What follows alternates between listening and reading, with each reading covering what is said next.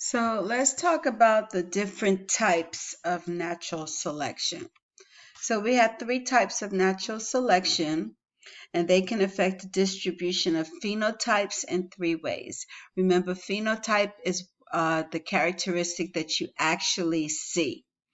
So a stabilizing selection is natural selection that favors the average trait in a population. So right here, right, we're talking about the fur color of mice, the original fur color of mice, right? And it goes from a very light mouse color to a very dark mouse. So stabilizing is favoring the average trait. This is a stabilizing selection graph. The dotted line is the original population, and the solid line is the evolved population. So the evolved population favored the mouse with the average fur color. Directional selection is natural selection that favors one extreme of a variation. One extreme. So this is the average, this is the original population again. This is the dotted line is the original population. So in a directional selection, it favored an extreme form of the trait. So it favored the very dark fur color of the mouse. And disruptive selection, that's natural selection that favors either extreme of a trait.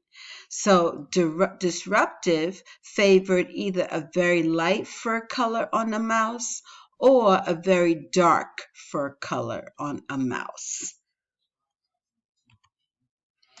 Some more definitions for you. Genetic equilibrium, a population in which the frequency of alleles remains the same. Equilibrium, they're remaining the same. But this genetic equilibrium can be disrupted by mutations. It can be disrupted by a genetic drift. A genetic drift is a change in allelic frequency caused by some type of random event. It usually happens when a small group of individuals colonizes a new habitat. They get separated from their population. So they have to colonize a new habitat.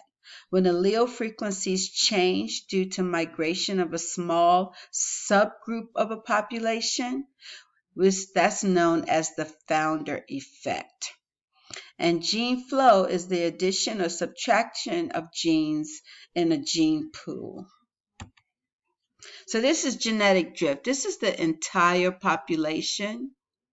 Notice this small subgroup got separated, and it resulted in a change in the population. If we separate these four beetles from the entire population, look how different the population looks with just those four. So that's genetic drift. Patterns of evolution. We have speciation, we have gradualism, we have punctuated equilibrium, extinction, adaptive radiation, convergent evolution, and coevolution. Speciation is forming a new species by evolution from a pre-existing species. A species is a group of organisms that breed with one another and produce fertile offspring. The gene pool gradually becomes different or separated, and they are no longer able to reproduce. And at this point, we have two different groups or two different species. Speciation can occur by isolation. The way one species can split into different species, for example, how a wolf is the origin of all types of dogs, Great Danes, German Shepherds, etc. So we have reproductive isolation. That's when they can no longer interbreed. Geographic isolation. That's when they are physically separated by a barrier or some type of space. Behavioral isolation. They start to have different mating or courtship behaviors. And temporal isolation, that's when the populations produce at different times of the year, like birds lay eggs in the summer versus the spring. Gradualism is a slow change over a long period of time. And a punctuated equilibrium, that's a burst of change followed by periods of stability. So this is a slow, even change. And this is punctuated equilibrium, a quick burst of change. The steps here on this chart, those are periods of stability. And then you have that rapid change. You have stability, and then you have a rapid change. Stability, then you have that rapid change. Extinction is the elimination of a species. If it's gradual, it's at a slow rate, and a mass extinction is when some type of catastrophic event changes the environment suddenly. That's how scientists believe the dinosaurs became extinct. It was some type of meteor hit the planet, and it was a mass extinction.